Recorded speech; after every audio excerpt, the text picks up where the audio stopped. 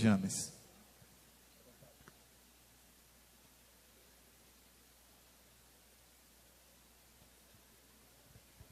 Meus queridos, eu quero saudar a todos com a paz do Senhor.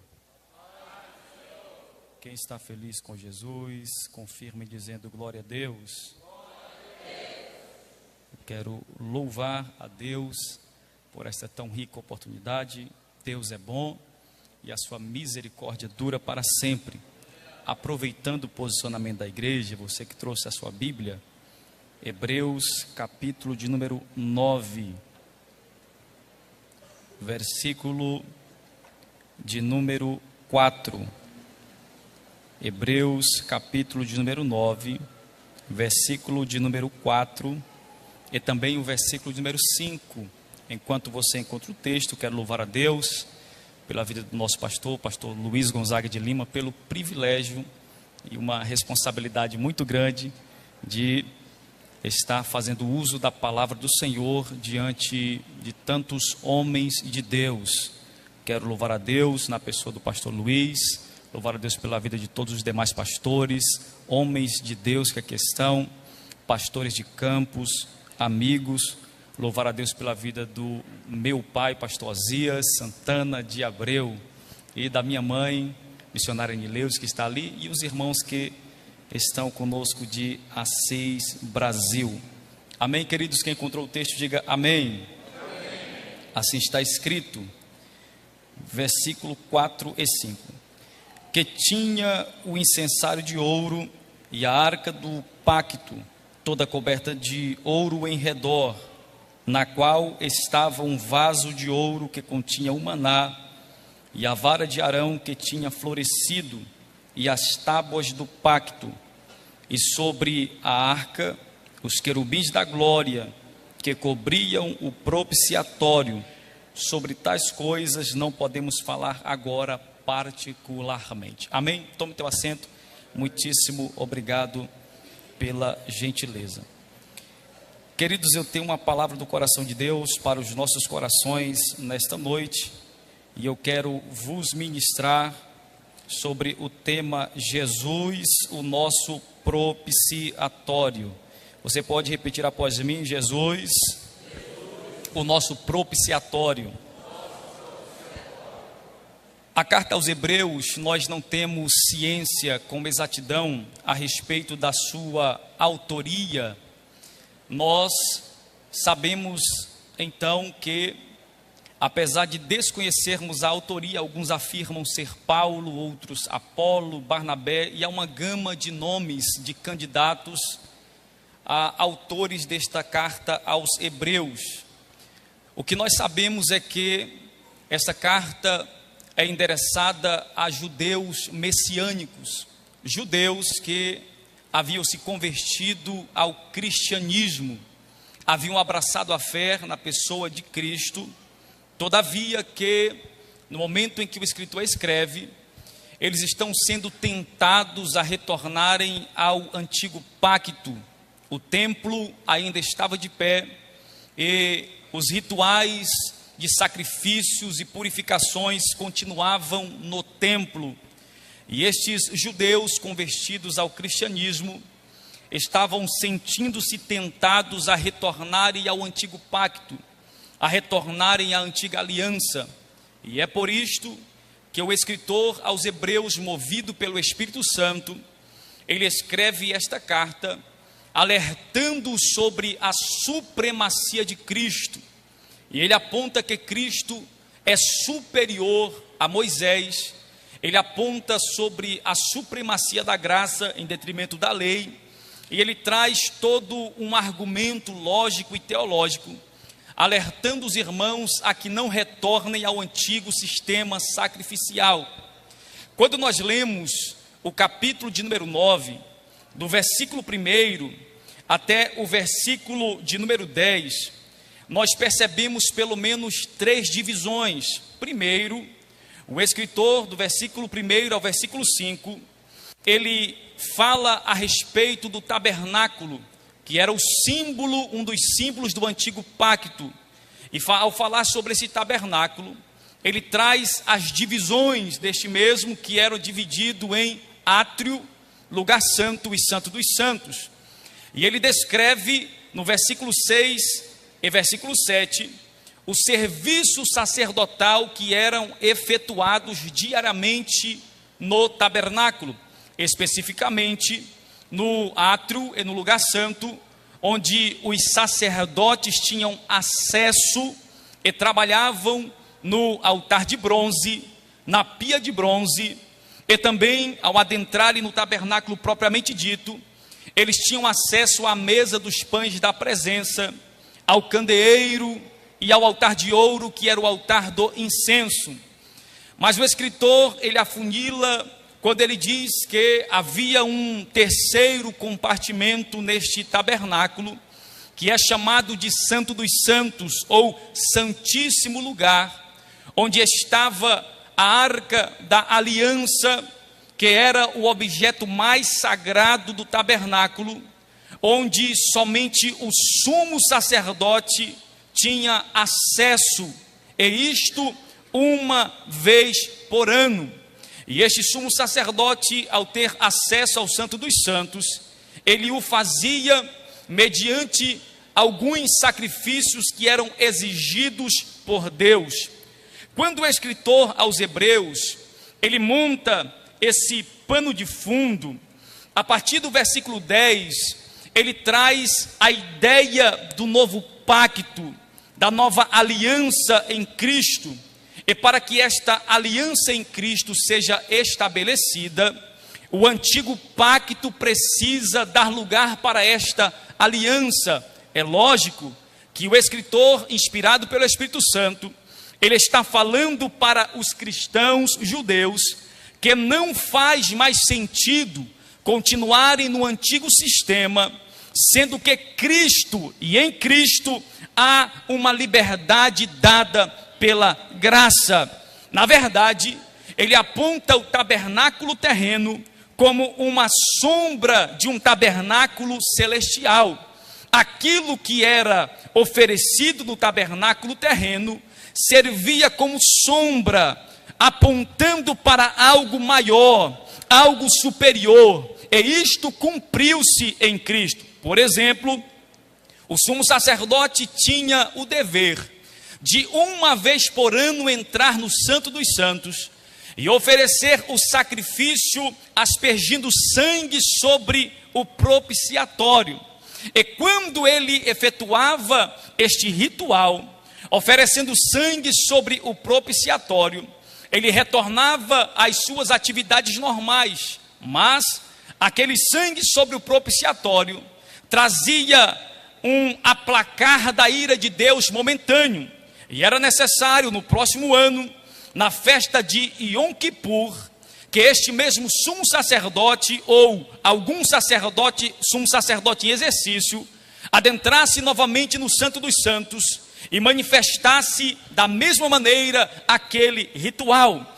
E isto demonstra a fragilidade, a falibilidade deste sistema da antiga aliança. E eu quero, queridos, dentro desta parte introdutória e dentro de uma linguagem tipológica, extrair algumas lições sobre este propiciatório, onde o sumo sacerdote aspergia o sangue do sacrifício.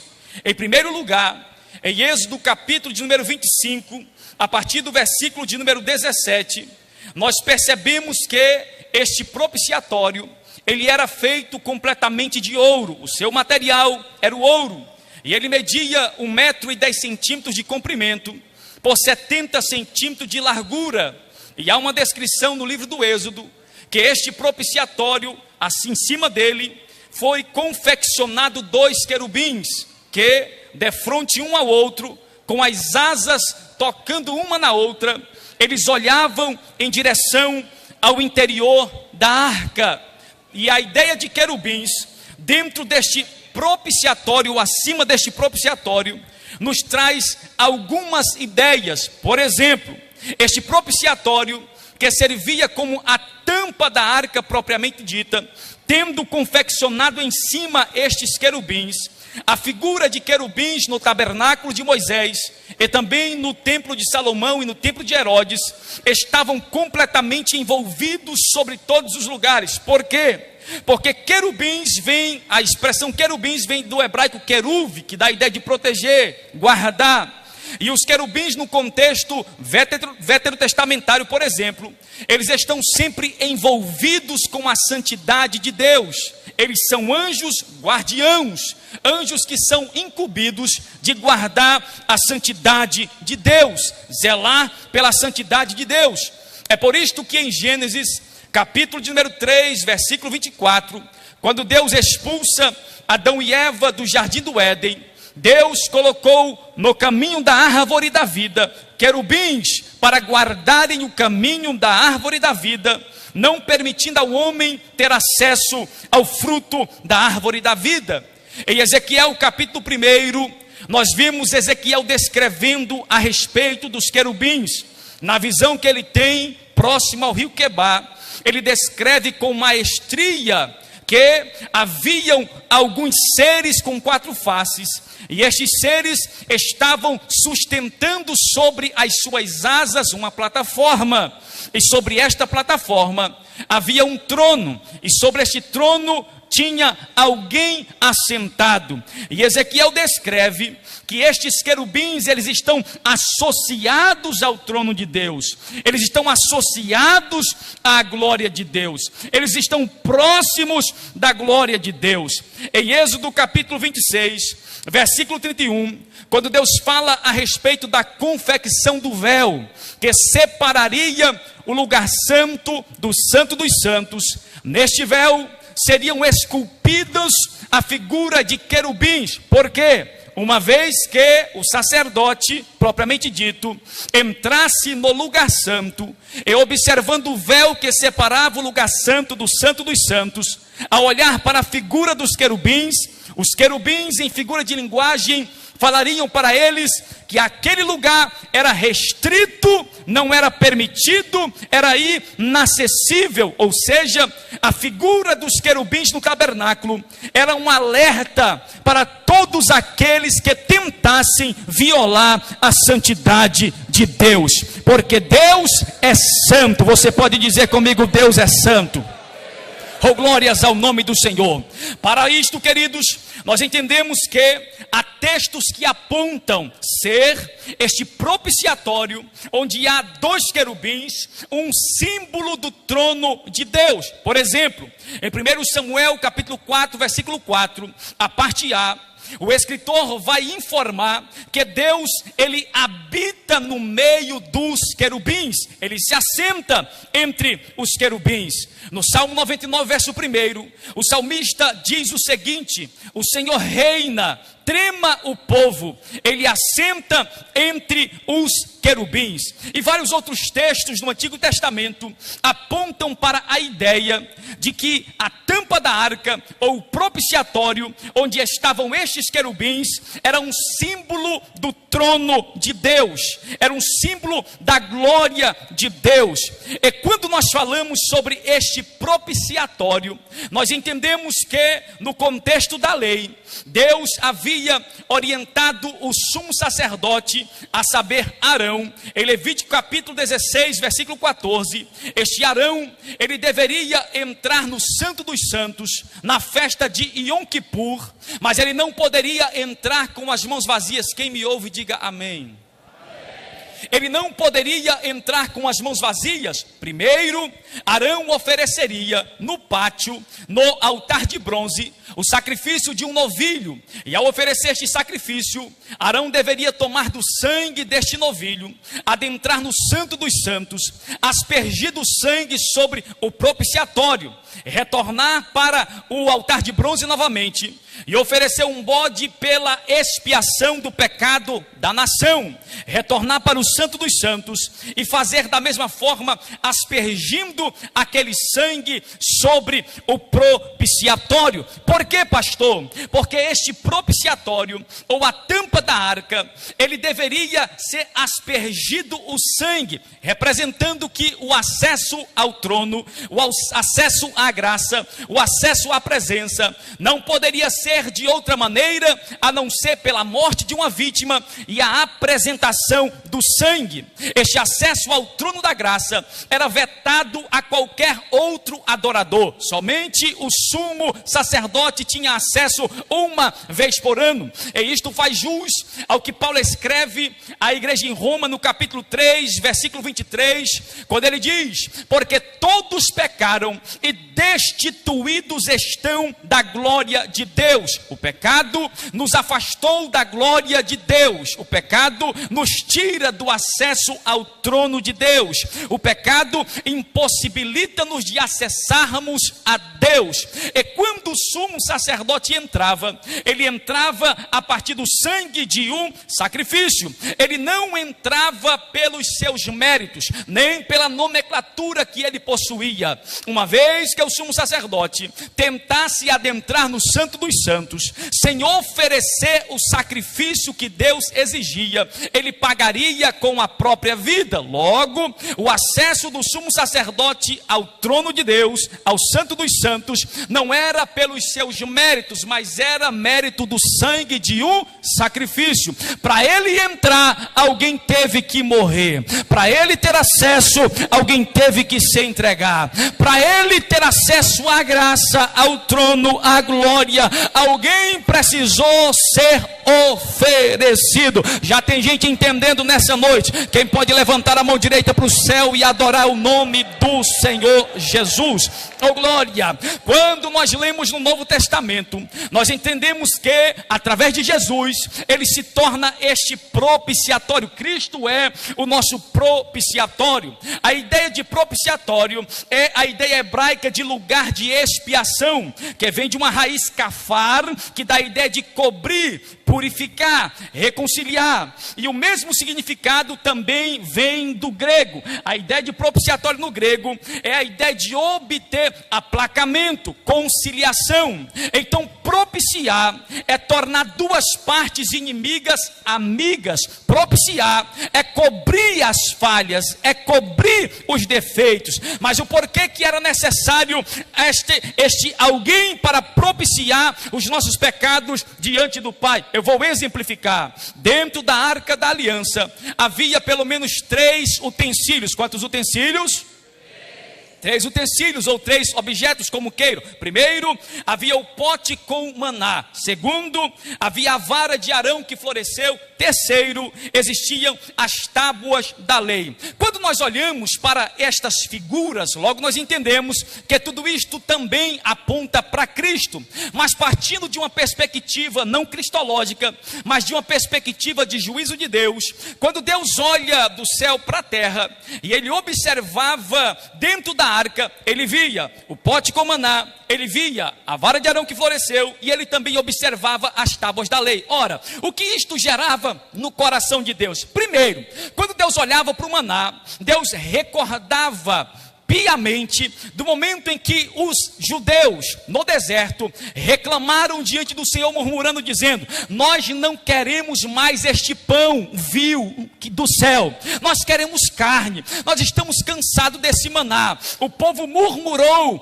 contra Moisés e contra Deus, eles rejeitaram o maná, e você sabe a história. Deus enviou codornizes dizendo: vocês vão comer até sair carne pelas narinas. Logo, quando Deus olha para o pote com maná dentro da arca, Deus recordava da murmuração do povo. Quando Deus olhava para a vara de Arão que havia florescido, o que Deus recordava? Nós sabemos que aponta para o sacerdócio de Cristo e por aí vai. Mas quando Deus olhava para a vara de Arão que floresceu, o que Deus recordava? Deus recordava de Datã, Abirão e Corá, que levantaram-se contra a autoridade espiritual de Arão como sumo sacerdote e de Moisés. E o porquê que a vara de Arão floresceu? Porque Deus precisou provar para aquela nação, para Datã, Abirã e Corá e os seus asseclas, que Arão era escolhido. Ou seja, Deus precisou provar algo que ele já havia falado. Logo, quando Deus olha para a vara de Arão que floresceu, Deus recordava dos rebeldes.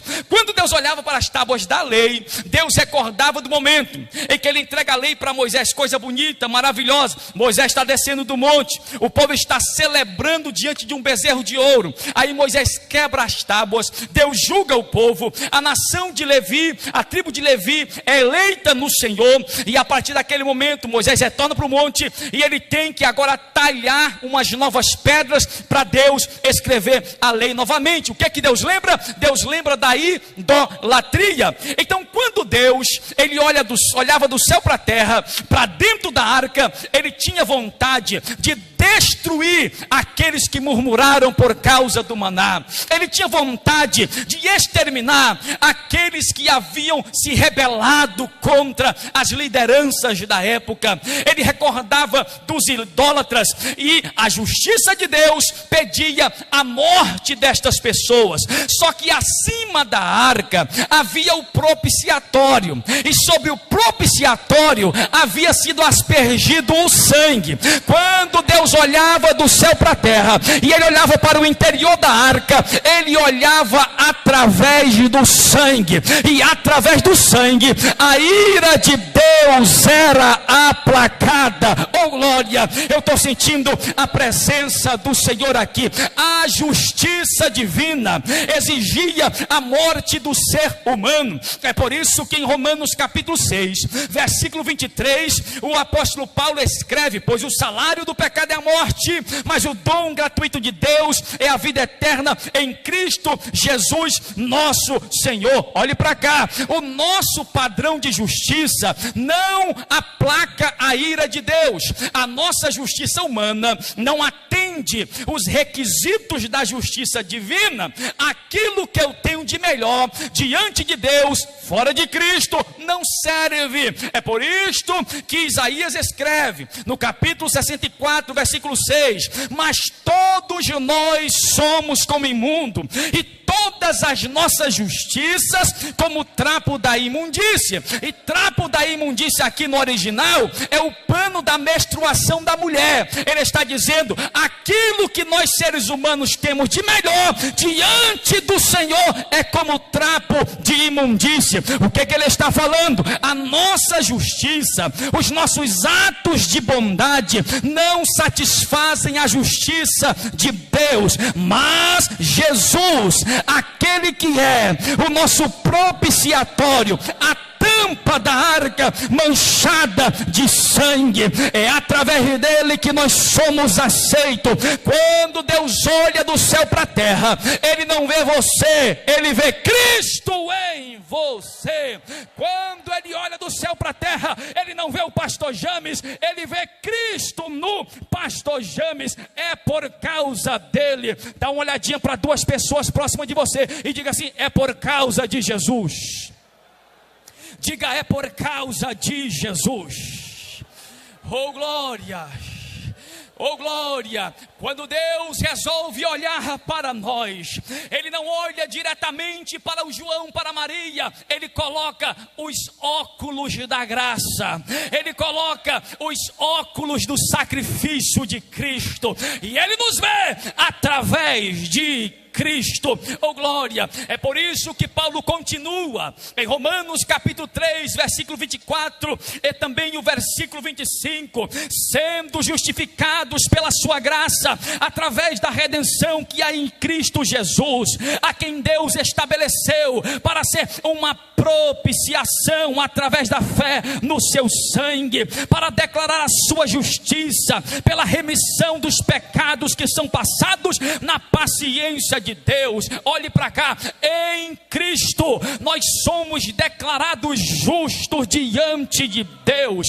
Deus aceitou o sacrifício de Cristo na cruz, o sangue derramado na cruz, e através do sacrifício dele na cruz, ao aceitar o sacrifício, a justiça de Deus foi satisfeita em Cristo. A pena de morte para o pecador, ele não pecou pecou, mas tomou sobre si os nossos pecados, e a ira de Deus recaiu sobre ele na cruz do Calvário, e em Cristo a nossa justiça, a justiça divina foi satisfeita. É por isto que não há salvação por mérito próprio, não há salvação por você ser bonzinho, por eu ser bonzinho, por eu fazer caridade. Não é por tua causa, não é por minha causa, não é pelo que eu faço, não é pelo que você faz, mas é pelo que Cristo fez na cruz do Calvário. Oh, glórias ao nome do Senhor. Há algumas pessoas que acreditam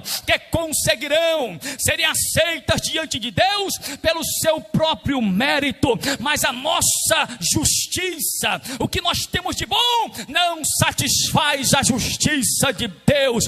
É em Cristo que nós somos aceitos diante do Pai. Oh, glória! Romanos capítulo 5, versículo 4, Paulo ainda diz: logo, muito mais agora, sendo justificados pelo seu sangue, seremos por ele salvos da ira. Olhe para dois crentes próximos de você e diga assim: você é justificado. Diga: você não deve mais nada a Deus. Diga assim: não é por teu mérito. Diga assim: é por causa de Cristo. É por causa de Cristo. Oh, glórias ao nome do Senhor Jesus. É por causa de Cristo. Ele é o nosso propiciatório. Ele é aquele que foi ensanguentado para se colocar entre nós e o Pai. É por isto que Paulo, escrevendo ao jovem Timóteo, no capítulo 2, versículo 5, ele diz: porque há um só Deus e um só mediador entre Deus e os homens. Quem, Paulo? Jesus Cristo, homem. Jesus Cristo, homem. O porquê que ele enfatiza aqui a humanidade de Cristo? Porque ele está falando sobre o Cristo que sacrificou-se a si mesmo, que se entregou à morte, e morte de cruz. E este Cristo, homem, que morreu, foi ensanguentado, ele é o mediador. A expressão mediador no grego é messites, que dá a ideia de alguém que fica no meio, dá a ideia de alguém que coloca-se entre duas partes que estão em inimizade. E o mediador promove a reconciliação, ele promove a amizade, a retomada do pacto. Jesus se colocou entre a humanidade e o Pai. Havíamos pecado contra Deus, éramos inimigos de Deus, éramos filhos da ira de Deus, mas o mediador, o propiciatório, ele se colocou entre a humanidade e o Pai e disse: eu vou pagar a dívida, eu vou ser banhado de sangue para propiciar, para aplacar a ira. Oh, glória! É por isto que nós não podemos tirar Jesus do meio, porque ele tem que estar no meio, e quem está no meio é o centro. Hoje aqui, ele é o centro. Jesus é o centro do teu ministério, Jesus é o centro da tua família, Jesus é o centro da AD Rio Branco, e enquanto ele for o centro, nós avançaremos para a glória de Deus. Oh, glórias ao nome do Senhor Jesus. Ele é o centro. E o escritor aos Hebreus também nos informa que Cristo, como nosso propiciatório, ele nos deu acesso ao trono, ele nos deu acesso à presença. No capítulo 10, versículo 19, ele diz: portanto, irmãos, temos plena confiança para entrar no lugar santíssimo, ou no santo dos santos, pelo sangue de Jesus. Olhe para cá por um minuto. Ele diz o seguinte: nós temos plena confiança, nós temos ousadia para entrar no santo dos santos, o lugar do trono, o lugar da graça. Só que nós entramos com ousadia, não é pelo nosso título, não é pelos nossos méritos, não é pelo meu título de pastor, não é pela chamada de pregador, pregador, não é porque tem dinheiro, não é porque tem posses. Nós entramos com ousadia, é pelo sangue, é pelo sangue. Se não tiver sangue, não temos acesso, é pelo sangue dele. Só quem entende esta verdade, levanta a mão direita para os céus, levanta também a tua mão esquerda para os céus. Eu vou dar 30 segundos para você adorar a este Cristo que te banhou com sangue, e através do sangue você tem acesso ao trono da graça. E se isto é verdade, hoje, aqui, agora, você tem acesso ao trono, acesso direto, não tem que pagar pedágio, é pelo sangue. Tem algumas igrejas aí querendo que você pague pedágio para ir para o céu, mas Jesus é o caminho e não tem pedágio, é pelo sangue, é pelo sangue. Você pode adorar o nome dele por 30 segundos, enche esse lugar de adoração. Isso, adora ele. Eu estou sentindo a presença dele aqui. O Ramaia Candarabra-Xandaraia. É pelo sangue que você tem acesso, é pelo sangue que você pode entrar, é pelo sangue que você se torna participante da graça, é pelo sangue. Aleluia, aleluia. O santíssimo lugar, o trono da graça, exigia a morte de alguém. Aí eu imagino os demônios olhando para nós e se questionando como que vocês têm acesso e permanecem vivos. É porque talvez a clareza que nós temos, dada pelo Espírito Santo, alguns outros seres espirituais não têm. E qual clareza é esta? Não é por nossa causa, é pelo sangue dele. Oh glória! Eu entro e permaneço vivo. Por quê? Porque alguém morreu para me dar acesso. Nós não temos em que nos gloriar na nossa própria força, na sabedoria, não. Se tivermos que nos gloriar, gloriemo-nos na cruz, no sacrifício de Cristo. É por causa dele.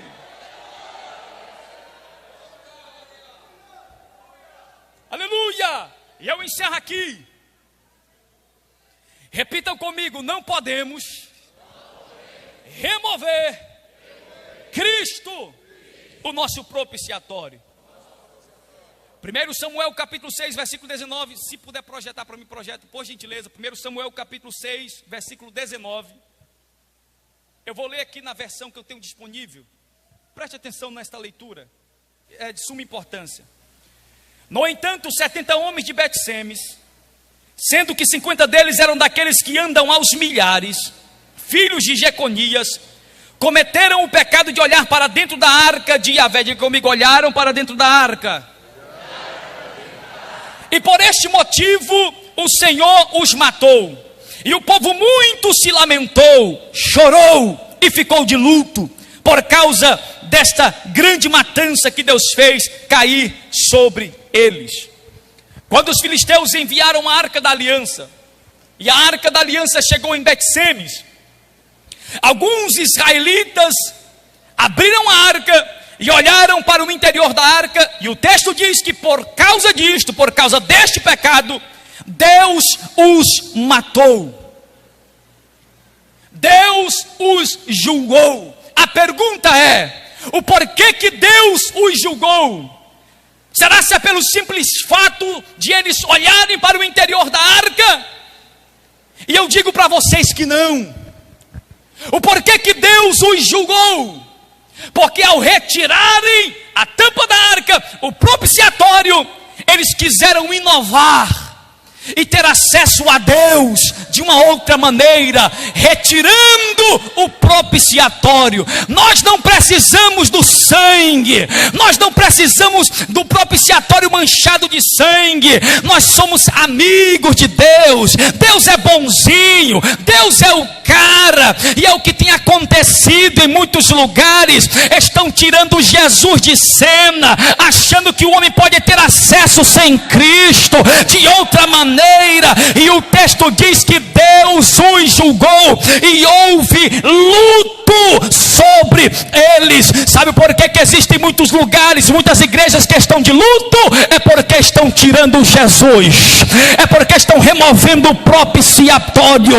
E eu venho nesta noite liberar uma palavra do coração de Deus para os nossos corações. Nós não podemos remover Jesus, é Ele, é por causa dele. Ele é o nosso propiciatório. Pode pregar bem, mas tem que ter Ele. Pode cantar bem, mas tem que ter Ele. Jesus não pode sair das nossas pregações. Ele é o propiciatório manchado de sangue, e é por isso que a igreja tem progredido, avançado. Enquanto nós tivermos Ele, a igreja celebrará e cantará o hino da vitória. Se coloque de pé comigo nesta noite, com permissão do pastor. E eu quero cantar com vocês o hino de número 192. Pastor Luiz, pode me ajudar, meu pastor? 192. Oh glória, oh glória, oh glória, oh glória, oh glória. Olhe para dois crentes próximos de você e diga: não remova o propiciatório. Diga: não remova o propiciatório manchado de sangue. Diga: é sobre Cristo, é sobre Ele. Oh glórias ao nome do Senhor Jesus. Oh glória. Pelo mundo brilha a luz, desde que morreu Jesus, pendurado lá na cruz do Calvário. Isso, cante, cante. Os pecados carregou e de culpa nos livrou, como sangue que emanou no Calvário. Levante as mãos e cante.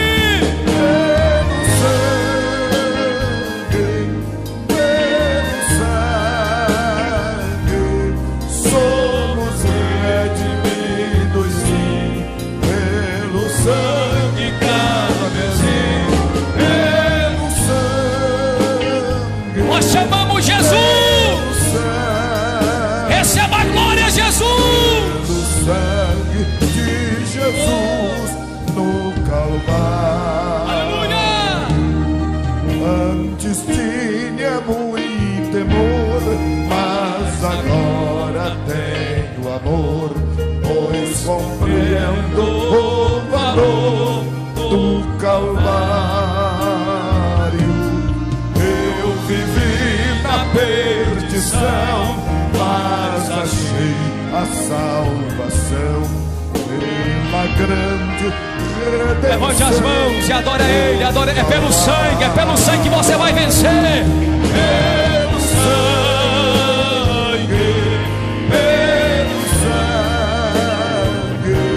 somos redimidos, pelo sangue.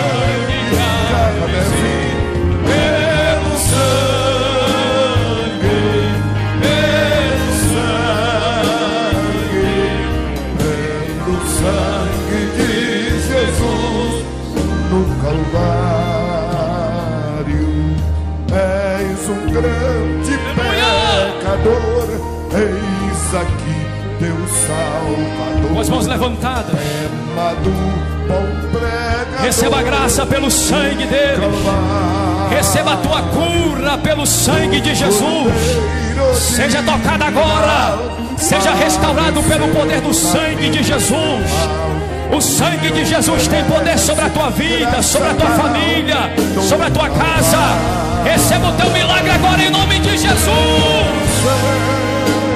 Enquanto a igreja adora, Ele toca na igreja. Uramanaga Surya Naraya.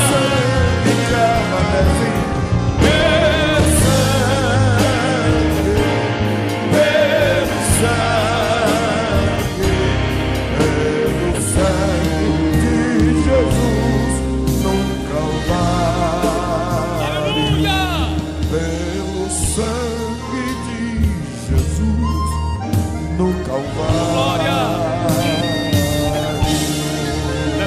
tuas mãos para os céus e adora o nome do Senhor Jesus. Tome teu assento adorando ao nome do Senhor. Que Deus em Cristo continue abençoando a todos em nome de Jesus.